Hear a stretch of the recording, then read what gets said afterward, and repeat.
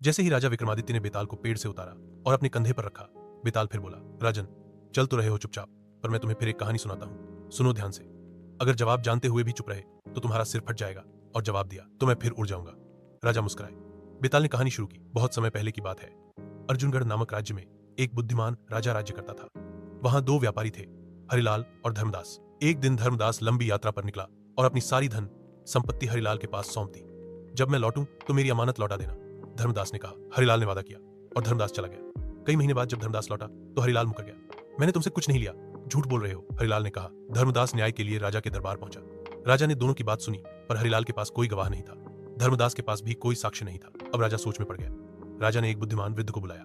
वृद्ध ने कहा, राजन, हरिलाल को उस जगह ले जाओ जहां उसने धन रखा था और वहां अकेले भेज दो। राजा ने ऐसा ही किया। हरिलाल जैसे ही उस जगह गया, वहां पहले से एक सैनिक छिपा बैठा था। हरिलाल बड़बड़ाने लगा, हे भगवान, यदि मैंने यह धन वहां दबाया है और अब वह भी नहीं मिल रहा तो क्या करूं? सैनिक ने यह बात सुन ली। अब हरिलाल की बात झूठ सिद्ध हो गई। राजा ने धर्मदास को उसका धन लौटवाया और हरिलाल को दंड दिया। अब बेताल बोला, राजा विक्रम, बताओ, क्या राजा का यह तरीका न्यायपूर्ण था?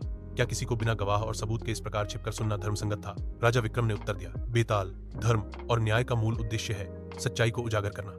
यदि कोई अपराधी चालाकी से झूठ बोलता है तो न्यायाधीश को भी उतनी ही बुद्धि से सत्य तक पहुंचना होता है। यहाँ राजा ने किसी को हानि नहीं पहुंचाई और निर्दोष को न्याय दिलाया। इस परिस्थिति में राजा का निर्णय धर्मसंगत था।